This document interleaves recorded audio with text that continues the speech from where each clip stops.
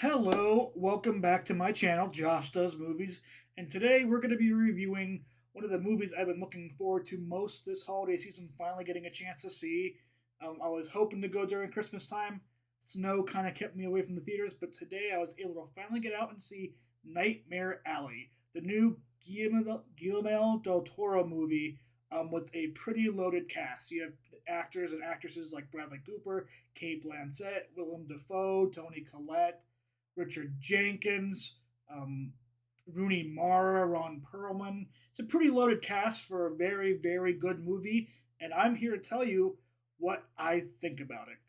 The first thing I can say about Nightmare Alley right off the bat is just how solid a performance Bradley Cooper gives as Stan Carlisle. Now I know that this movie is based off a book from I believe 1946.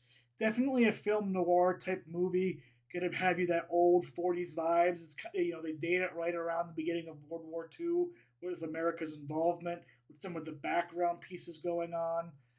But Bradley Cooper takes on this very quiet, subtle, but very dark personal role of Stan Carlisle, somebody who, in the beginning of the film, you kind of question and wonder what happened, where did he come from, and he kind of walks his way into this carnival gang, that is led by Willem Dafoe's Clem.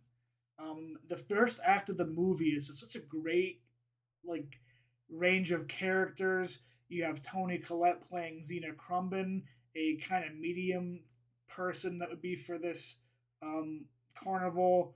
Ron Perlman's playing the big strong person. Rooney Mara, who ends up being more the love interest Molly for Stan, has this kind of really cool electrical gag. They do a really cool job kind of explaining the ins and outs of carny life, the ups and the downs, what each act does and how they get away with them, how they could be positive, but also they really go over kind of the dangers in some of them, especially that with Xena and Stan being so heavily involved with this medium type act, being able to read people and turn that into a positive reality spin kind of act for them. And as the movie goes on, you see Stan, played by Bradley Cooper, kind of go in on that, and you start seeing this little love romantic story between him and Molly, who was played by Rooney Mara, in this really, really great way. Kind of has a little time jump in the middle. But I have to say that my favorite parts of this movie are definitely going to come near the beginning of the movie with that cast. I have to say, Willem Dafoe as Clem. I know I brought him up earlier as kind of the head person. For me, he steals the first third of this movie. The small scenes he's in, it's like another. It's like almost like, well, there's Willem Dafoe, best supporting actor nomination. Just write him in there. I think he should probably win it based on the movies I've seen this year. I think he almost deserves it for the Spider-Man movie, but Willem Dafoe is such a great actor, and if you didn't know his voice, they do a very good job with the costumes in this movie, kind of hiding each actor in different ways. You wouldn't recognize them until you really hear that voice, but when you do, you're like, that is Dafoe. Um, Defoe to a T. Near the middle of the movie, you see, Cooper and Mara playing Stan and Molly really kind of move up to the big city, and they're performing this medium kind of gag act in front of some very powerful people, and that's when they catch the eye of Kate Blanchett's character, who is Lily Ritter, a psychologist that works with high-profile people.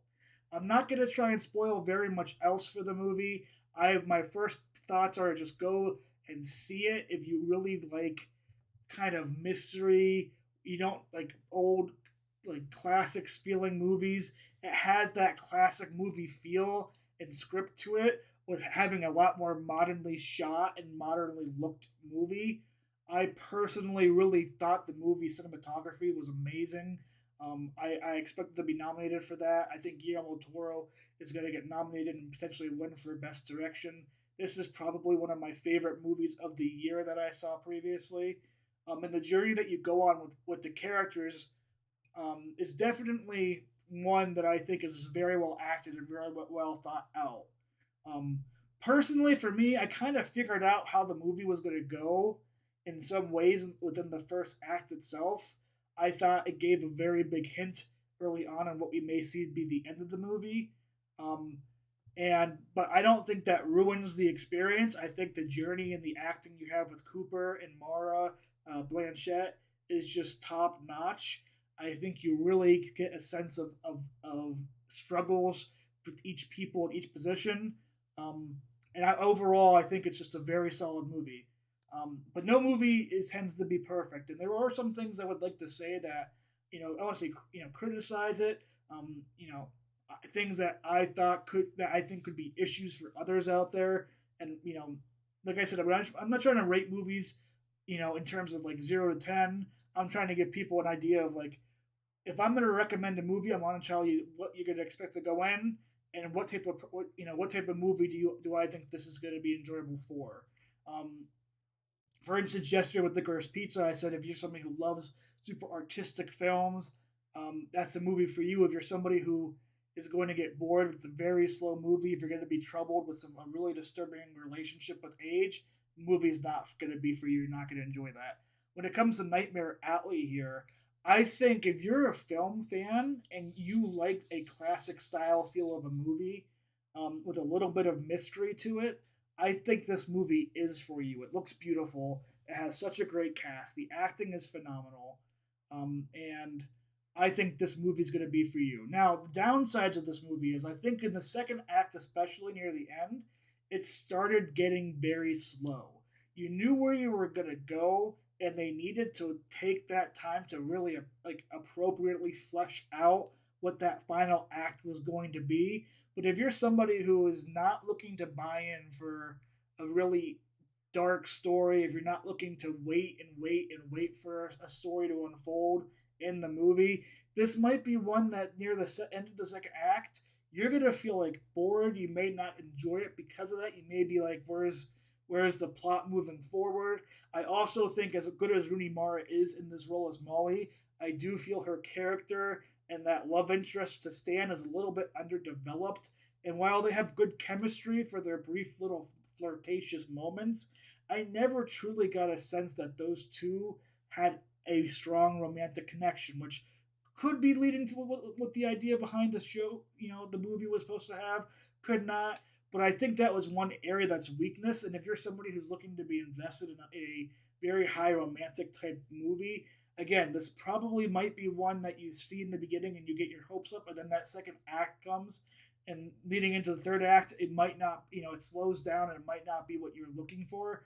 But if you're looking for something that's going to be very rewatchable, if you're looking for a movie that has just very good acting, very good visuals, just the carny elements in the first third alone, I recommend anybody watching because I find them very enjoyable. You have great comedy in there. You have a character with Stan played that is growing and kind of learning and gaining self confidence from an area where he wasn't confident at the beginning of the movie. Learning about his past, Stan's past. You have a huge effect on him by both of his parents, which ends up playing throughout the whole entire movie. That alone, I'd recommend it for a lot of people. If you just like movies, I'd give this movie a chance. Try to watch it all the way through. I think you're gonna like it. If I was to put it in my top 10 list last year, it would be right near the top. I expect this movie to contend for a lot of awards come Oscar season. I expect it to win a lot of potential Critic Choice Awards.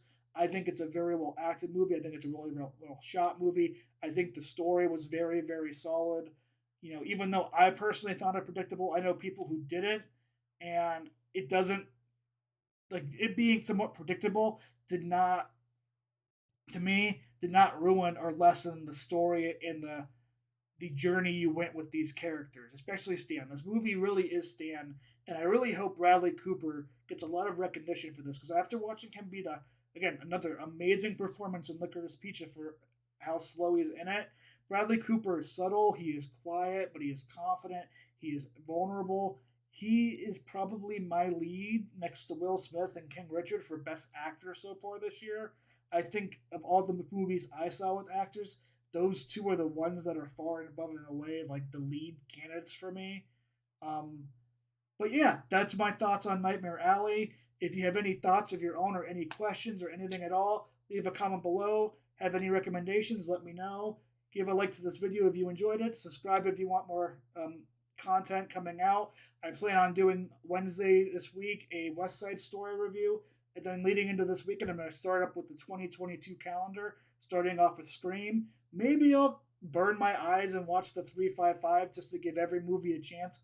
I don't know. If you're watching and tell me what you think about that if you care. If not, I hope you guys have a good day. Thank you for stopping into the movie. I wish you have an excellent week, and until next time, see ya.